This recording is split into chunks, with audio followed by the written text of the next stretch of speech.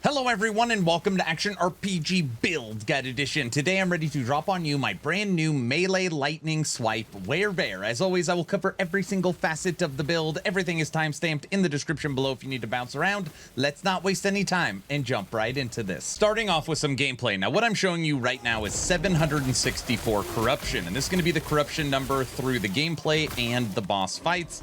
I'll say it one more time and you can see it on the right side of the screen, 764. Now the skills we are using are swipe, and we are using a lightning swipe variant, Werebear form, of course, Maelstrom, Warcry, and Earthquake. Now what's great about this build is it is unbelievably simple. Warcry actually is automated through Rampage, so when you are done running, it's automatically going to Warcry, or you could manually click it if you want. Maelstrom is automated from attacking with swipe, and Earthquake is automated through the idols. So really you're rampaging as your movement skill, then you are swiping, and you are killing everything. Good damage, very tanky as a bear, and honestly it's got pretty good clear speed because of the movement and because of the AoE from swipe and Earthquake. And you can see, even at 764 corruption, like, we do very, very well, even in like very large packs of enemies. Look at this. You can't even see the bear. All dead. Look at that.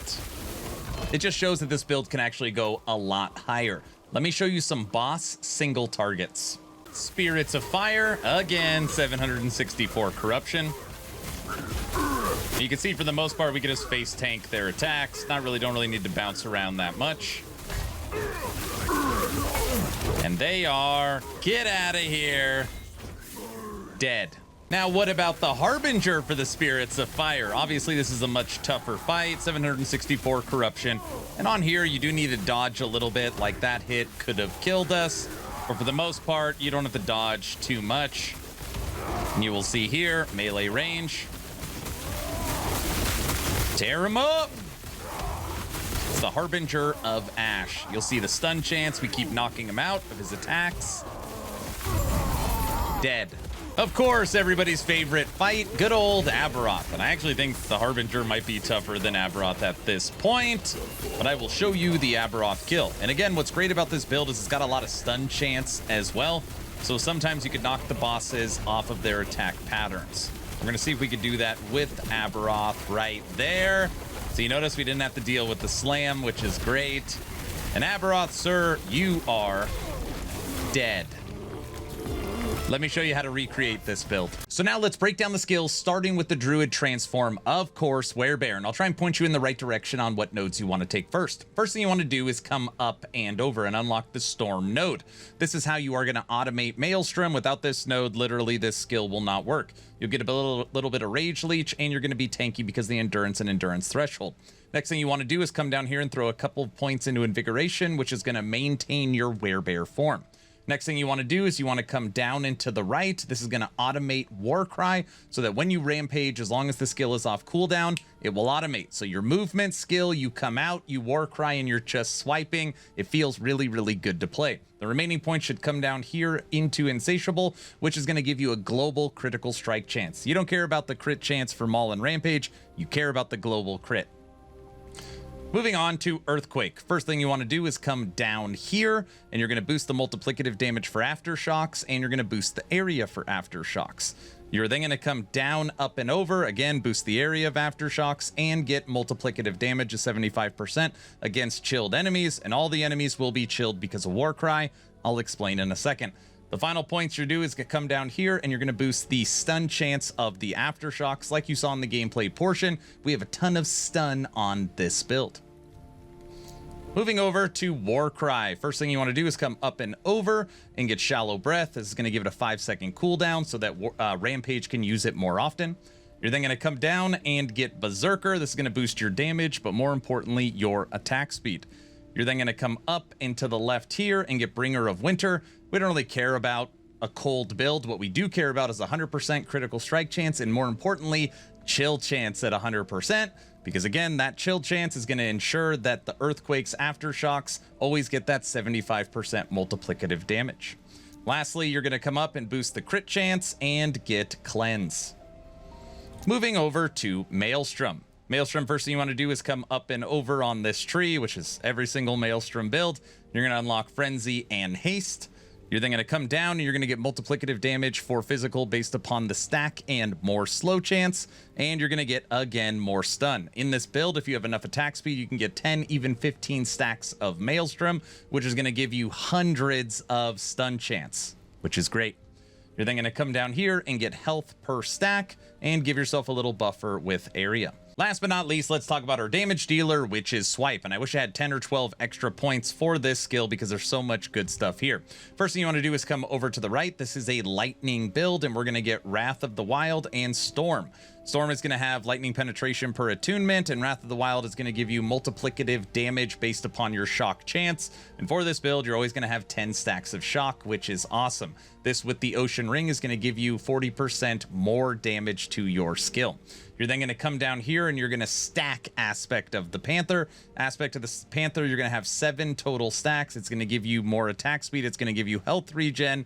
But this is the node, Twin Fangs. Global critical strike multiplier per stack. So you're going to have 7 stacks. So that's going to be 84 critical strike multiplier. But you will notice at the bottom here, doubled while dual wielding. And we are dual wielding for this build. That means you're going to have 168%. I think that's right. 168% critical strike multiplier for your Swipe with all the multiplicative lightning damage from these 2 trees. It is an absolute monster. Now, as you know, all the enemies are slowed. You literally have slow from Earthquake and you have slow from Maelstrom. Inside of Swipe, you have this node right here where it's 65 or 60% multiplicative damage to slowed enemies. This would be great. Kill threshold would be great. And this node would be great, being able to make claw totems so that way you get a boosted attack speed from the passive tree. So if somehow you get more points into here, you've got a lot of options inside of Swipe. Those are the skills. So now let's break down the passives. At time of recording, I am level 100, so I've got all my passive points, and there's lots of different ways you can kind of make this tree. I keep playing around with it, so I'm going to give you a couple options. So when you're looking at the base Primalist tree, we took attunement, resistances, strength, health regen, dual wielding, and increased health. On here as well, if you need it, you can take some leech if you feel like you don't have enough sustain. Next you want to do is actually go over to Shaman before you go to Druid, because you need to unlock Earthquake. You're going to take attunement, penetration, attack speed when you have a totem, and you have to have an active totem up. Again, you can get this through Claw Totem on the Swipe tree or an idol that I will show you on the next section. And then you got 1 extra point because it needs to be 15, so I just put it in attunement and endurance threshold. Moving over to Druid, we take damage and, again, elemental penetration while transformed. Attunement, strength, damage, less decay, attack speed, crit, strength and base damage. Based upon your strength, you get base melee. Your health regen and base regen based upon the threshold node. Crit and hide skin. Last but not least, Beastmaster. You're going to get damage reduction, strength. You're also going to get Boarheart, more damage reduction. And then you need 2 points to get right here to natural fortitude, which is strength, regen, and increased health regen per strength. Now, this is where you have some options. I like health regen. Some people don't like health regen, and technically this build, it is not required. So if you don't want to go into health regen, you could literally peel back these 10 points right here. And inside of Druid, you wouldn't need this 6 points with Overgrowth. So you're talking about 16 extra passive points that you gain back. And you could peel a couple of these. You don't need to have 5 here. You can get another 2 if you want to move some stuff around. Now, what nodes would I want if I wasn't going into health regen? Well, in the Primalist base tree, Cornered Beast is an awesome node, and this gives you more damage reduction based upon your life being low, which just almost works with endurance perfectly. You can go back over to Druid, and you can go right here into Wisdom. This could take care of your critical strike avoidance and give you attunement, and attunement turns into lightning penetration. And lastly, you can get Impervious. Impervious is awesome for this build, but based upon going into health regen, I really couldn't fit it in based upon how many points I had available, and this just gives you more damage reduction. So just know you have lots of options in the passive tree, but since I'm going health regen, This is how I built it, and those are the passives. Moving over to last Epoch tools, we're going to break down the blessings, idols, and gear, starting with blessings. And then we have a lot to talk about because there's lots of options. Now, when you're looking at blessings for this build planner, right now I've gone all defensive. I've got double armor, health regen, void resistance, and all resistance. Now, if through your gear you're totally fine with void resistance, I actually recommend critical strike multiplier just to continue to build on your damage with swipe. But just know for this build planner, in order to get void res, we needed the blessing. Now, when it comes to idols, again, you've got lots of options. Inside of swipe, if you are not using Claw Totem, okay, you're not using Claw Totem, it is required that you have one of these idols. And this is chance on hit to summon a Thorn Totem. And you are hitting so often that even a 5, 6, 7% chance it's going to be triggering all the time. But this is required. Not only do you need a totem because it's going to boost your attack speed, but also for this build right now, I'm using Mantle of the Pale Ox. And damage is redirected to your highest health minion. So you got to have a minion on the field, and the totem would be it, all right? Now, if you are using Claw Totem, all right, then you do not need this idol, which means you can get more of the Aftershock idols. So right now I am using 2, which gives me over 75%. Chance to create an Earthquake Aftershock at a nearby enemy on a melee attack up to 10 times per 2 seconds. And this is triggering almost every single attack. But again, it would be great if you can get 3 or 4 of these because you're going to be triggering Aftershocks like absolute crazy. So 2 very, very important idols. So that's the blessings, that is the idols. Now moving over to gear. There's nothing required for this build. You don't have to go find this specific item to unlock it. That being said, I do think there's some best in slot, and I'm going to show you what I am currently using. Starting with weapons, we are using the new Nest of Nightmares. My Nest of Nightmares in game has almost 200%. It's 196% critical strike multiplier. It also gives us leech. It also, on mine, has a chance to shred armor on hit, with it, which is huge, and boost your critical strike chance. It's just an unbelievable weapon. In the offhand, I'm currently using Undisputed. My Undisputed does have critical strike multiplier and over 100 base on it as well. It's going to give you physical damage, it's going to give you overkill, and it's going to give you attack speed. This weapon, because for a long time I was using Tempest Maw, and Tempest Maw works as well, this weapon pushed us to 1.1 million at the training dummy. So we're attacking super fast. You don't have to worry about really any buildup, and you're going to be hitting for over 1 million damage. It's a very, very strong build, and this weapon is extremely cheap. Like I mentioned, we are using Mantle of the Pale Ox. This gives you a ton of life. It gives you strength, which is what we're looking for, and it gives you damage reduction to your highest minion, which is your totem. When it comes to the belt and the ring, we are using the combination of Shattered Chains. This is going to give you more multiplicative damage per stack of Doom. And on the ring, it's going to give you movement speed, leech, and chance to apply Doom. So you'll be leeching, you'll be leeching life from enemies. You'll be putting on Doom. You'll be moving quicker, and Shattered Chains is going to give you more damage.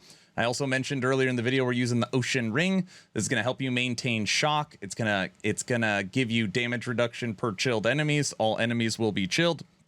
And this will give you an additional 10% multiplicative damage per stack of shock, which works perfectly with the lightning nodes inside of swipe. We are using a Nihilus Amulet. It is not required, but the extra skills, armor, resistance, health, and movement is awesome. We're using an Exalted Helmet for the maximum health gained as endurance threshold. We're taking critical strike multiplier while transformed, double life and strength. For boots, we're using Citadel boots. This takes care of our critical strike avoidance or reduced bonus damage from critical strikes, movement, strength, health. We are using Stormhide Paws. These are the lightning gloves for swipe, and they synergize perfectly. Also, 3 LP are free. At least if you're playing Merchant's Guild, it's probably easy to find a 4 LP with COF. It's going to give you 1 to swipe. It's going to give you up to 45 base lightning. It's going to give you lightning increased damage, health, cold, and all attributes. And again, you could slam on an additional 3 exalted affixes, which is great. Last item I want to talk about is the relic. We're using the Weaver relic, critical strike multiplier, level to swipe, and dual health. This also gives you 1 to Primalist skills and has a chance to grant you Aspect of the Spiders, which will give you more damage to slowed enemies, which is awesome. So that is the gear. Now you can, if you have some Uber Aberoth items, you can use Shattered Worlds here. You can use the Immortal Gloves as well. So if you do have some deeper pockets or you've been farming Uber Aberoth, you can add those in as well. But that is the gear. Last but not least, let's talk leveling. Now for me, it doesn't matter if I'm a Beastmaster, Shaman, or a Druid. I level the exact same way using the exact same skills. I use Summon Wolf, Swipe, Warcry, and then I take an Unspect Fury Leap and I put that on my bar. So that way you get a free movement speed, movement skills, so you get to jump through the campaign. Now, for Swipe, the nodes you want right here. And the main one you want is Wild Calling. This is going to give you Spirit Wolf. This means that when you're attacking with Swipe and hitting enemies, you're actually calling spirits out from your wolves that actually do minion damage so that you are synergizing with your wolf pack. And for the wolf pack, you want to come over to the right and get this node. You could summon wolves up to your companion limit. Then you want to come over to the left and get an extra wolf and an extra companion and give them the cold tag. So that's what you want with your summon wolf and with your swipe. Now the third skill you get is Warcry. And for Warcry, you want to come over to the left here. This is going to work with your wolves and yourself, so you're going to get crit chance and chill chance. And you want to come over here and give it a less cooldown so that you can use it more often. And you can even go into the Berserker if you want to. There's a lot of good stuff in this tree. So ultimately, you are leaping through the campaign. You're hitting enemies with Swipe, which is calling forth Spirit Wolves from your wolves that are tearing everything up and getting boosted through Warcry. You will fly through the campaign. All right, everyone, that's the build guide. What do you think of my new Lightning Swipe Werebear? Is there anything I missed? Is there anything I can do to take this to the next level? Let me know your thoughts in the comment section below. Please like, share, and subscribe. Of course, only if you think I've earned it. And if I haven't earned it, I'm gonna work harder for you. We're 400 subscribers away from 100,000, just blown away by everybody's support. Please check out the Discord. It's where we do all our movie nights, game nights. We do a game giveaway every couple weeks. Actually, right now, the giveaway is an Action RPG hat. And we do all the subathon event stuff. Make sure you check out the Discord and check out my new website, actionrpg.com. It continues to get better and better every 10 days. We just updated news feed. We just updated the event calendar. We have another game coming online and looking at a couple new writers. Check out my website, actionrpg.com. I'm done. Hopefully you were entertained or at least learned something. Aaron, out.